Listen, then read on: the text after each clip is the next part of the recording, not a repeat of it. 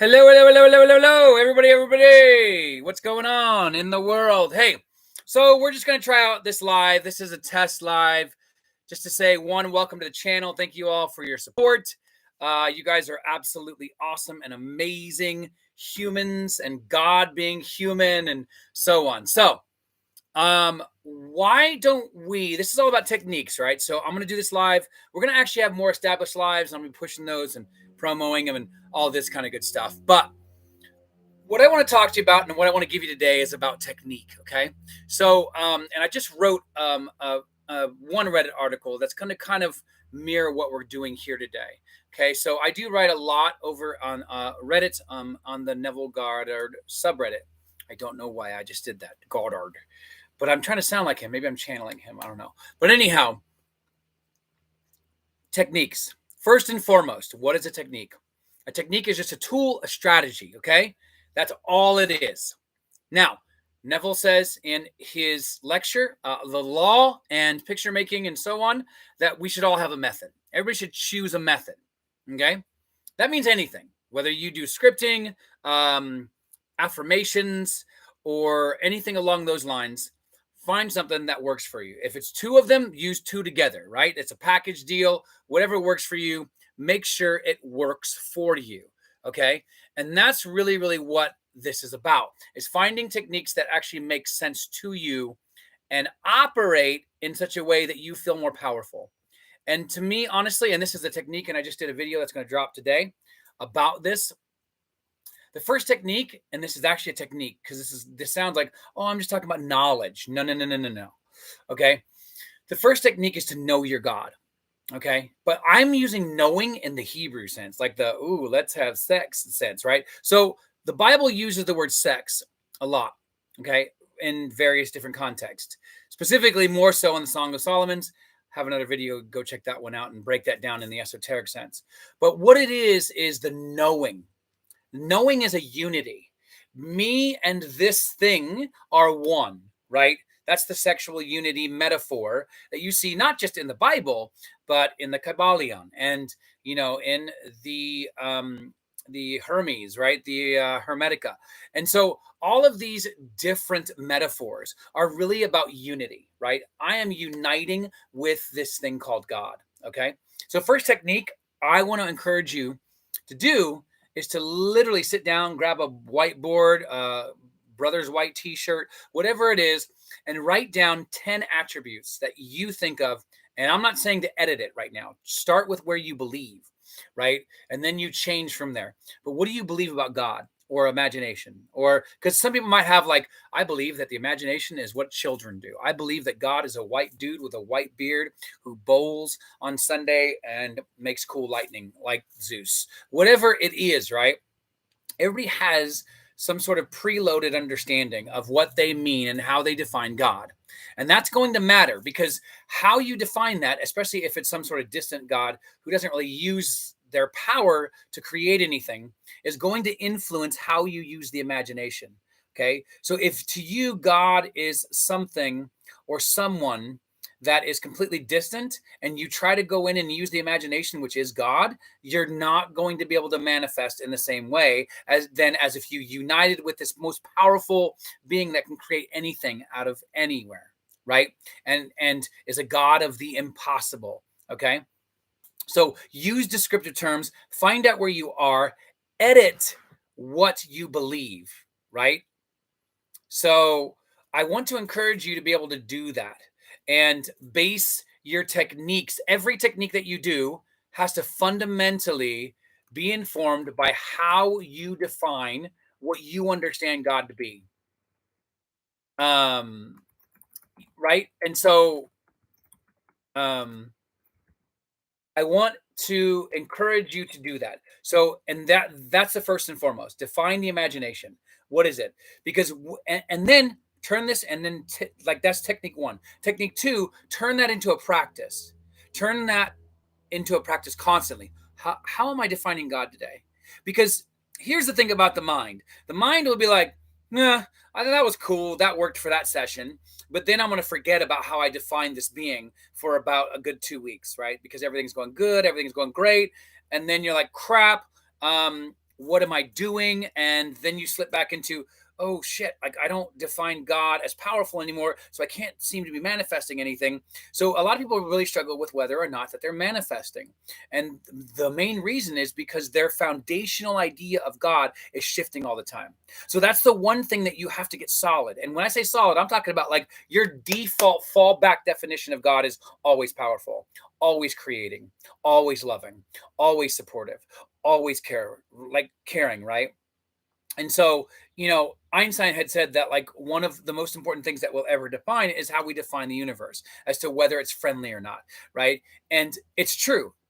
At the depth of what he's saying is if you think that this God is fickle, this imagination is fickle, that's what you're going to experience. Even if you get what you desire, it's going to be in a fickle way, right? So why not up level how you understand the imagination to be used and begin with powerful definitions, right? So again, technique 1, define God.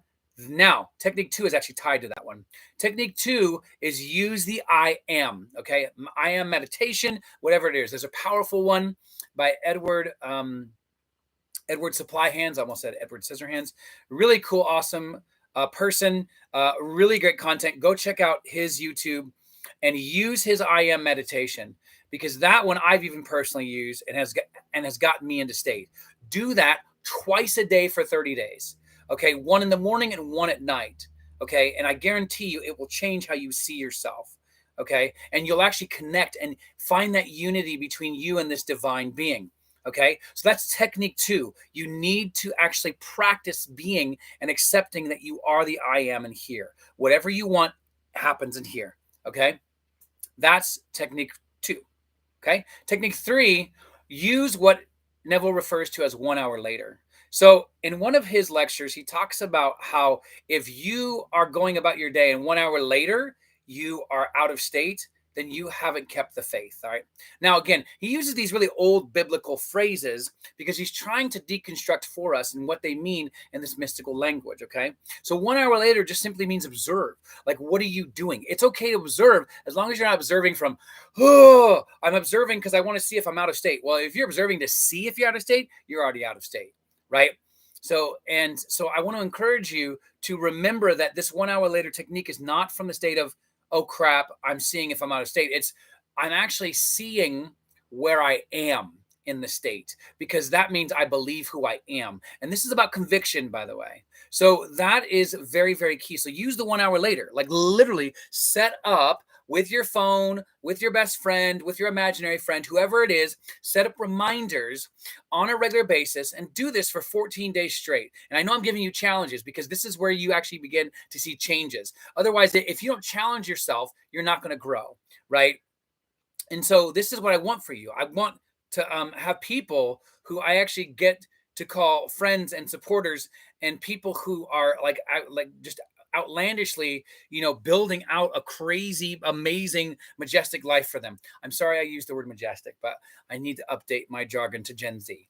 What would that be? Fill that in below. So what I want to do is, so that's technique 3. Okay. And again, some of these I break down in my current Reddit on the Neville Goddard subreddit. So look for OK Initiative. That's my handle on there. Okay. So persisting. This is one of my favorite ones. Okay. So he doesn't even say, actually, this is a technique. I just love turning his work into techniques because I think the way he writes is really inviting for techniques. Okay.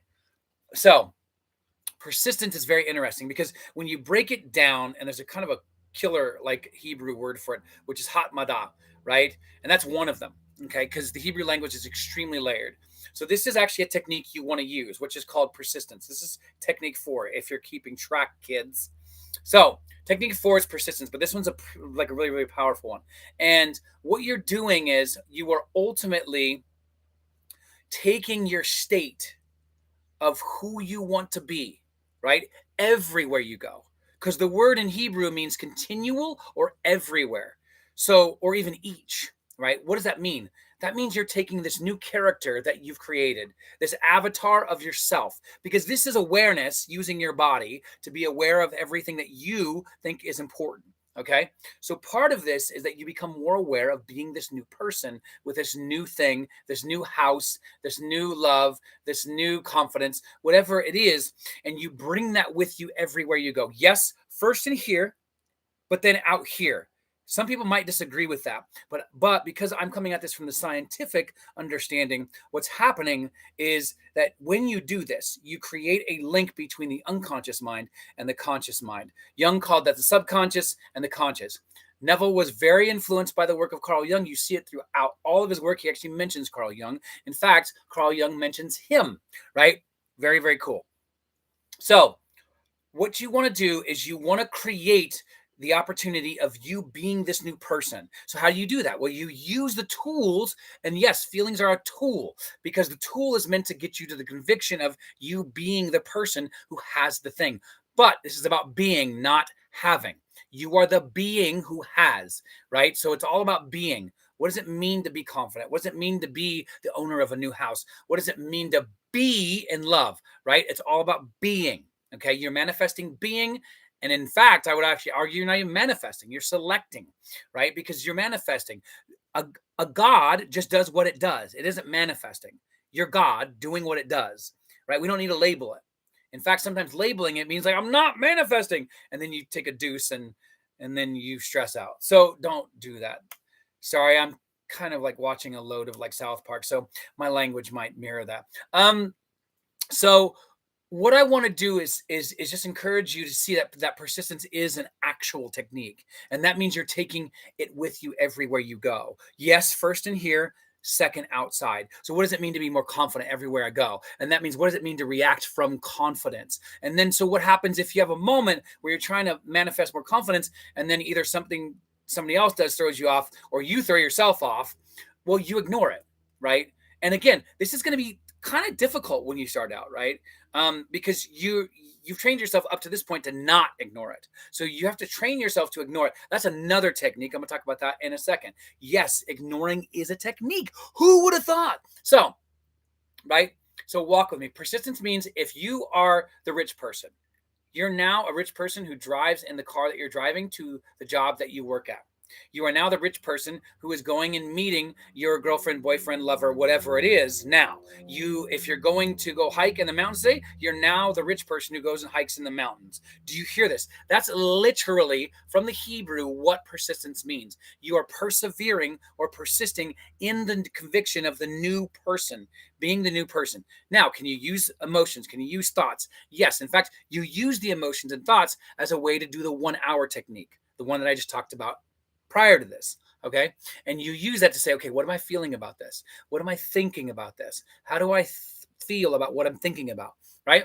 So you use all of those because feelings and emotions don't manifest on their own. The state does. Okay. And so what that means is, am I convicted of this new being that I'm embodying? Okay. And if you're not, then that just means you need to do more work and be like, hey, thank you. I'm grateful for you showing me that I need to do a little bit more work. Right. So rather than like spiraling, you actually learn to reframe it. Like when you are in doubt and you realize you're in doubt, to be like, oh, that's cool. I need to do a little bit more work here, right? Revise a childhood memory, whatever it is. Now you can manifest without revising a childhood memory, of course, but why not do the extra work, right? It's fun. You get to know yourself better, which makes you a much better manifester, right? So, and I have loads more techniques. In fact, I probably have hundreds, and most have been proven, actually, by the way. And when I say that, it's because I just take it from Neville's work.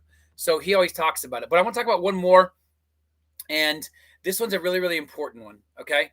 So this idea is from Neville again, and it's from the Western Gate, okay? It's a Western Gate in the Bible, which is referred to, but there's a mystical connotation. There's a mystical definition, right? And the mystical definition is that you're using touch. So when you're going in and you're creating scenes from the first person, you're giving yourself that action. Include the sense of touch, so I can feel the temperature on my actual skin, like the warmth of, right, the warm sea breeze as I'm on a cruise with my wife or husband or lover or friend or imaginary friend, whatever it is, right? I can feel the temperature change, and or I can feel the texture of something. I can feel the texture of holding the cold metal bar as I'm walking up the cruise ship. Whatever it is, right?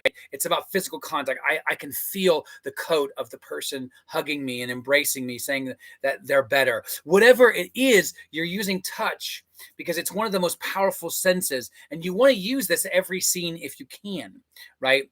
So again, I could keep going, and in fact, I'm probably going to do more lives where we spend a lot more opportunity for Q&A, and you can ask me more about techniques and or whatever we're talking about, like SP stuff or 3P stuff or 3PPO, 3CPO, whatever it is. And we can actually begin jumping into the deeper advanced techniques. Because as you may know, I'm a behavioral scientist, social psychologist trained in a neuroscience. And what that means is I know things about, for example, how there's a gap every single morning within the human mind where there's literally like the void state for a microsecond before you get called into the world. And we're going to learn how to hack that. Okay. And in fact, I teach my coaching clients who go for the advanced packages how to do that. Okay, because that's a really powerful technique where you actually learn how to hack what's going on with your body, right? And you use your body as a tool to get you in the state faster. So thank you for coming on. For the people that did comment, thank you so much. Please share this with at least one person today. Thank you for your support. Get in touch if you're looking for coaching or even business consultancy. I do that as well. So thank you very much. Be safe in the world, and much love to you all. All right. Talk to you soon.